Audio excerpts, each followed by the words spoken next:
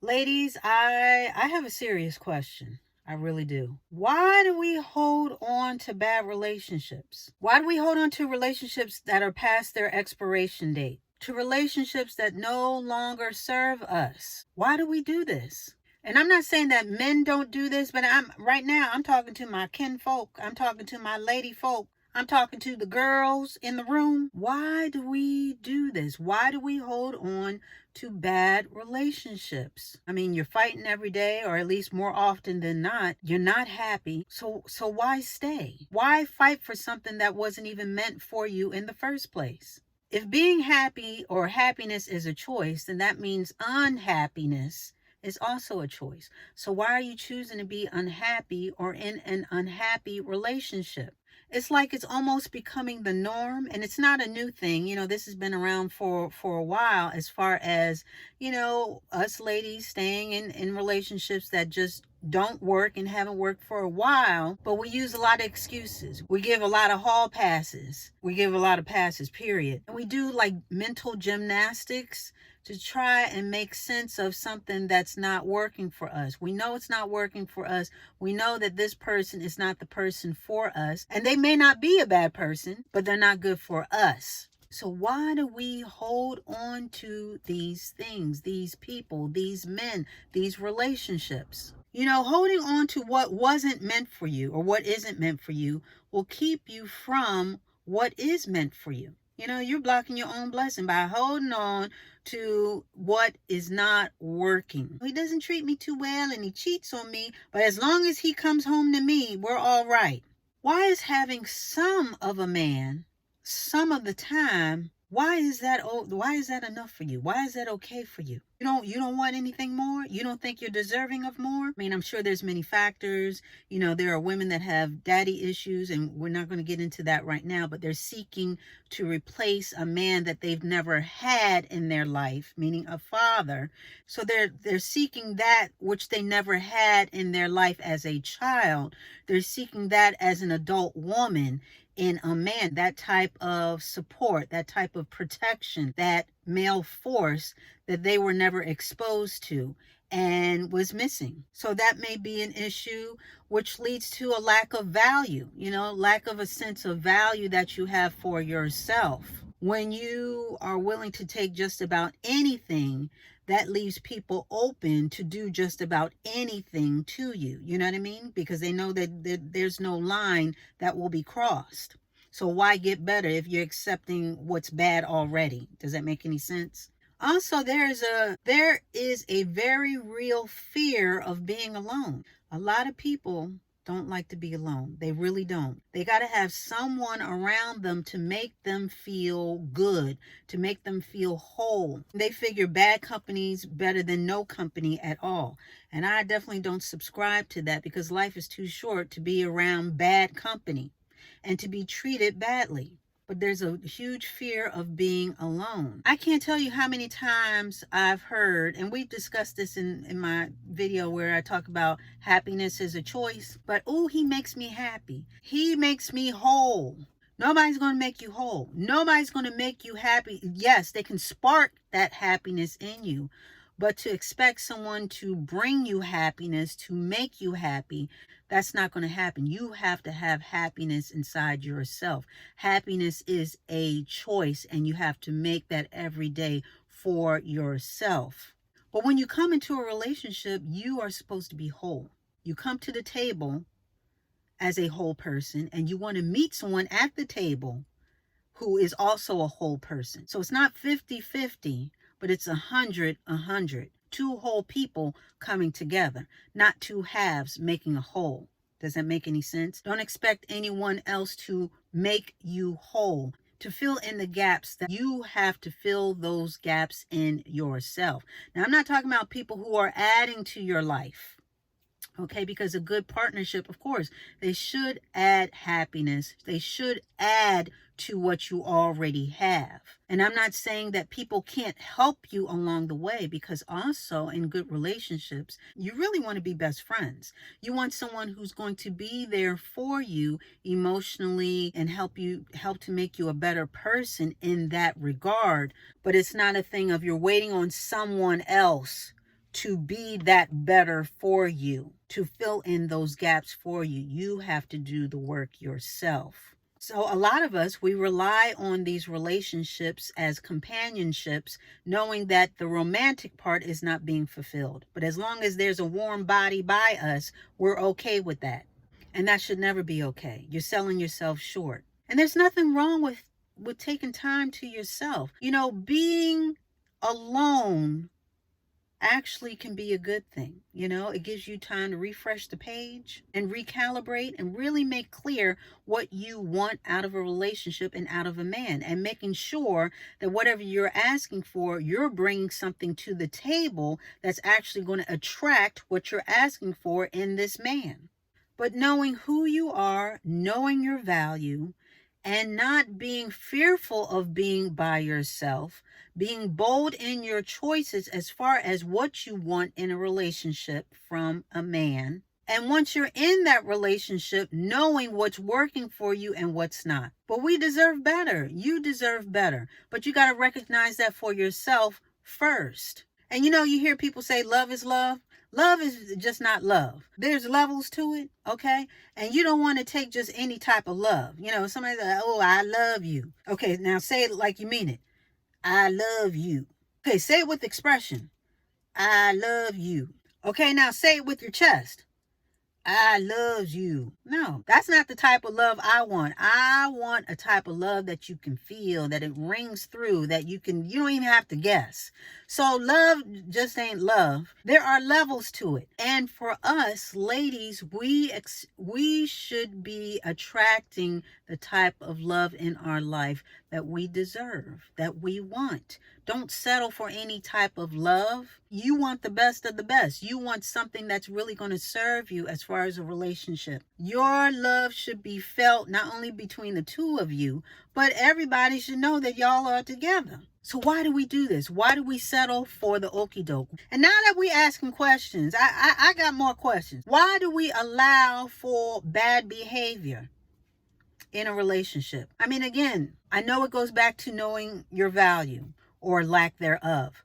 But do you know that when you accept bad behavior from others, that gives them permission to continue with the bad behavior, and it dishonors you? I mean, being lied to is not cool. Getting cheated on is not cute. And being abused, whether it be verbal or physical, that is not okay. When you accept these behaviors, you're basically putting him over you. Why are you putting someone first who's not even thinking about you, who doesn't even have you on the list of consideration? Why do we do this? But he pays my bills. I don't care what he's paying for, because at that particular time, if he's treating you bad, but he's paying your bills, then you're a kept woman. He is keeping you as a placeholder until he finds somebody else. Because if he is not emotionally involved with you, if he's not mentally involved with you, he is not your best friend. He does not even consider your feelings nor your time. And all he's doing is paying your bills. And that's all it takes to keep you happy, then that is a transaction. That is a business transaction, and that's all there is to it. He is keeping you on hold, on layaway. You know how JCPenney and all these other stores used to have layaway? You are on layaway. Your relationship is on layaway until he is able to make up his mind as far as what he wants. Or you are a placeholder until he gets what he wants from somebody else. But that's not a real relationship. You're not getting anything of value out of it. Which leads me also to a lot of us, our criteria is off. Our criteria for a man, for a mate, for a helpmate, for a husband, heck, for even a date. Our criteria is off. Our antennas are put down. We done put stuff away. We don't even see the flashing lights when it comes towards us because we're focused in on the wrong thing. If you are happy just getting a bill paid, but he's not bringing anything else to the table, then your criteria is off. If you are trying to live a certain way, whether it be spiritually, you're saved, you're trying to live for God and this and that, and he's not even thinking about that. The only time he mentions God is in a blasphemous way, and you're okay with that, your criteria is off. If he talks to you any old kind, if he talks to his mama any old type of way, honey, run, I say, run, and runneth quickly. Your criteria is off. It's one thing to have someone behave badly. It's another thing to accept that bad behavior. So if you find yourself in a bad relationship and you still there, you are part of the problem. It's not just him, but you are part of the problem. Why do we do this? When will enough be enough? And will it ever be enough? Time is so short. Why are you staying around for mediocre? You deserve more. And why do we stay? I told you I got questions. Why do we stay where we're not wanted? The relationship is over now. He has told you or has shown you that, you know what, this just ain't for him no more. Why are we still lingering around? Why are we still calling? Why are we not accepting that the relationship is over? The expiration date is flashing before your eyes and you have not accepted it. Why do we do this? Why do we not accept when it is the end? You know, I've never been like that. And when I was younger, I always liked I never had a problem with the guy breaking up with me, because at least I knew if he broke up with me, then I know we never getting back together. It's just how I thought, you know what I mean? And even if I felt it myself, like, this ain't really working, it was hard for me to break up with people. It was just something about it, because maybe I felt like, well, maybe I should give it just a little more time or whatever. So even if I felt the same, I felt more comfortable. Now, this may sound crazy to other people, because, you know, other people want to be the first. I'm going to break up with him first before you can.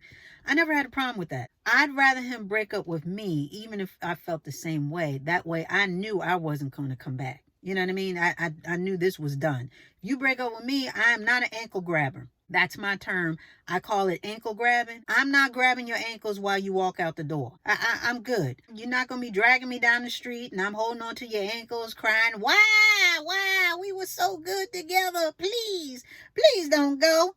Absolutely not. I've never been that way, and I don't plan on changing in no time at all. So why ankle grab? We ain't got an ankle grab. If somebody wants to go, let them go.